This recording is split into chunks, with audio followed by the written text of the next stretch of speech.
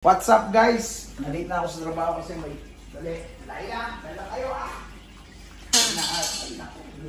Yung pinagkakabisihan. Diba? So yun, what's up guys? Yan, nalit na ako sa trabaho kasi may bago na naman akong trip. Ito, ang tawag naman dito, aquascaping. So mag-aquascape tayo ng ng aquarium. Ng aquarium. Yan naman. So tinanggal ko muna si hamster dito dati kasi may hamster kami dyan. So ngayon, ito naman ang assembling ko. So try ko lang ilagay yung ilaw. So yan, nilagay ko na yung yung aqua soil. Sinet up ko na rin yung yung inayos ko na yan. Inayos ko na yan tulad ng buhay ni Kitchelin. Wow, pati ako naayos. Oh, naayos ko na siya. Naayos mo ko? Tulad ng walang makakaayos sa pasaway na Kitchelin. Pasensya na guys, nakapantulog pa tayo. Yan. Oh, so, wow, meron din pala. Yan na yan guys. So ngayon tatamnan ko siya ng tatamnan ko siya ng seeds. Oh, di ba? Nilagay ko na yung light, nilagay ko na yung filter. So kompleto na yan. Yan. Bilang natin ng light. Ngayon, ito yung seeds na binili ko para pang carpet. So, dinesign ko na siya na ganyan. Dapat paakyat siya para yung perspective, di ba? Parang may pabundok siya. So, sa likod na yon, after mga 10 days, doon ko palang tatamnan ng halaman dito. Lalagyan ko ng mga anubias, mga moss. Pero dito, lalagyan ko lang yan ng carpeted na So, makikita nyo yan in 7 days. I-update namin kayo. So, ngayon maglalagay na ako ng seeds. Yan yung mga seeds. Ano bang klaseng seeds na yan? Parang atswete lang. Ito yung pula ng kaligayahan. So, lalagyan ko lang ng seeds yan. Ah, sorry. Ganun lang pala siya. Scattered. So, ibububod lang natin yan. Kung saan man makarating. Oh, okay. Ganun lang pala. So, madami pa tayong lalagyan. So, itong planted na to, pwedeng lagyan ng isda or pwede, lalagyan ko yan ng isda. Pero mga lang, mga koi. Pero dati naggaganito ka, walang isda, no? Hindi, meron. Kaso, meron. Oo, tama pala. So selected lang yung isda pag may plants, tama? Oo, hindi yung magugulong isda, hindi yung mga monster fish. Kasi pag monster fish, guguluhin nila yung setup mo. Oh, okay. So, ganun pala.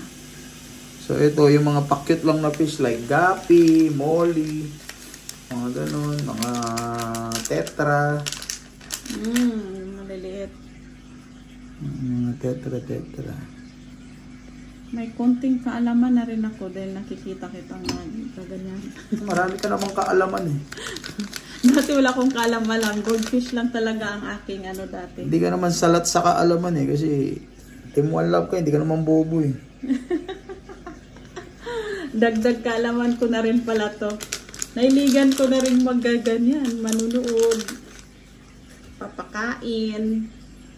So, dinamihan ko lang ng seeds para... So, itong nababad mo na yan? Di ba sabi babad? Nakatali yan. Tinali ko yung kahoy kasi pag di mo tinali yan, lulutang siya pag ilagyan mo na ng tubig. So, tanggalin muna natin itong paper. Kaya pala siya may tali. So, nakikita nyo guys, may tali ang aming driftwood. Kasi... So, mga seeds lang yan. Seeds. So, dito ko lang lalagyan yan. Sa likod, di ko siya lalagyan. Gawa ng, tatamnan ko yan ng anubias, mga ganun, mga ibang species na halaman, na pang-aquatic. So, dati ko na itong ginagawa. Ngayon lang ako gumamit ng seeds. Ah, okay. So, yung sayo, tama. Binibili ko, tinatanim ko talaga. Dati tanim agad, no? Oo, yung ngayon talagang ngayon lang ako nag-ano ng seeds. So, ayan guys. Dati na yung aquarium ito. Yung mga aquarium yan, lininis ko lang. Nilinis na nga yan. O, diba? Ang ganda.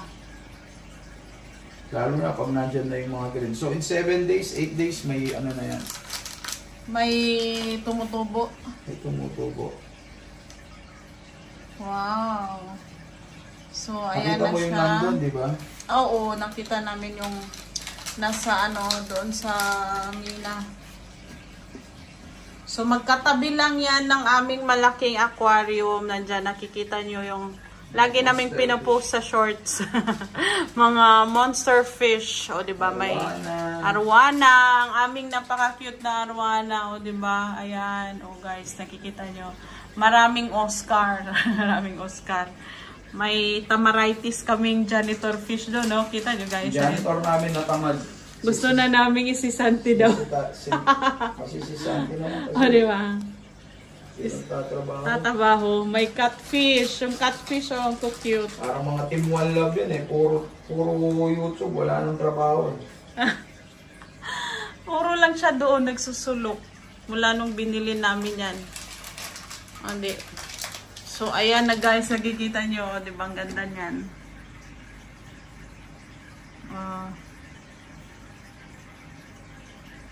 Wow. Makikita nyo after ilang weeks. So, after one week, may tutubo na daw. Tapos, after 1 week naman, may isda na. Nalagyan ko na ng isda. So, ano lang yan? Soil lang talaga yan siya? Ito lang talaga ang nilagay mo siya? Soil lang yan lahat? Oh, soil. Ano yun? Aquatic soil yan. Aquatic soil. Medyo pricey yan. So, 150 yung isang yan, pack. Ibang klaseng soil yan. Hindi yan mga ano. Kikita nyo yung klaseng soil. Para siyang itlog. Bilog-bilog. Bilog-bilog. O di kaya parang parang poops ng kambing. Maliliit lang, o, di ba? Itim.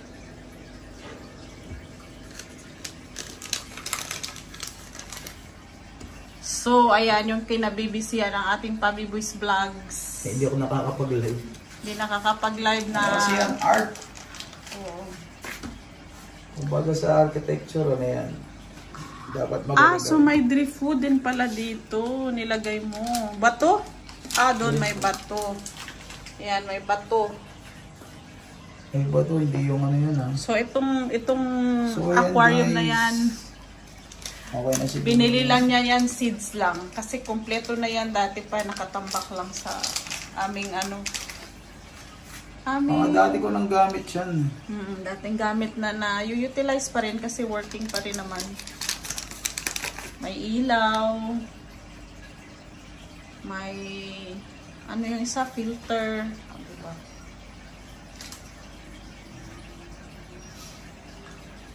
Ang binili mo lang pala yung driftwood, no? Di ba may driftwood ka dati? Tama. Yun lang. Lagyan ko pa ng bato yan dyan, tapos sa likod. Makikita niyo yung after 1 week. Sa likod, halaman naman. Excited na siya. Kasi yun lang talaga ang hilig niya dati. Ang So, yan. Pero lang gagawin dyan. Tapos, tanggalin ko muna itong filter to kasi hindi ko pa kailangan dyan. Kailangan lang dyan. Cling film meron dyan sa cabinet. Ang aming arwana. Ang napaka-cute na arwana. Nag-iisang arwana. Kasi ito lang talaga dati ang gusto niyang alagaan, arwana. Pwede naman pala maghalo ang arwana at Oscar. So, kailangan nyo guys, cling wrap. Cling wrap. Cling wrap. Kasi, kailangan mo siyang, tapos mo linagay yung seeds. So i-cling wrap pala siya. I-cling wrap mo lang para mag-maintain yung moisture sa loob.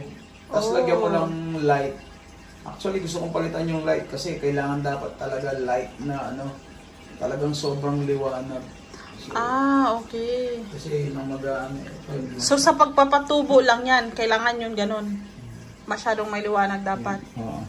So, ang gagawin ko niyan, sprayin ko ulit. So ganyan. Para mag-moist yung mga seeds. So, ganyan lang guys. In-spray mo na yan ng tubig. Sprayin mo ulit. Tubig. Walang halong ano-ano. Walang halong chemical. Spray lang ng tubig.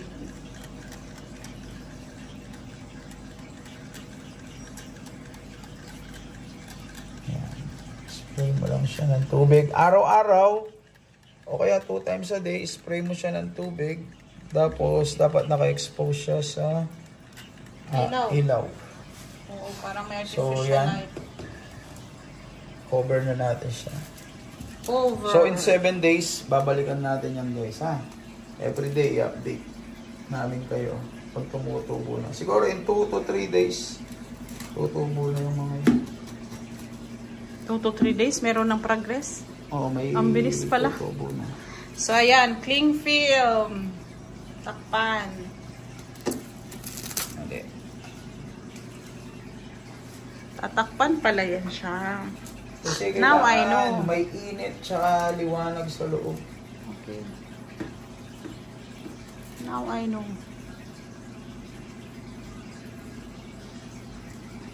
Kasi kailangan yan light. So, meron rin tayong pang CO2. Meron tayong CO2 tank. So, papakargan ko na lang yan. Kailangan din yan ng CO2 tank. Ayan. Yan na.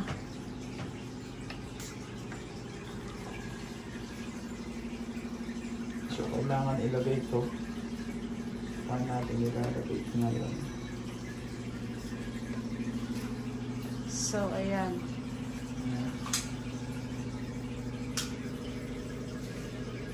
So, di ba?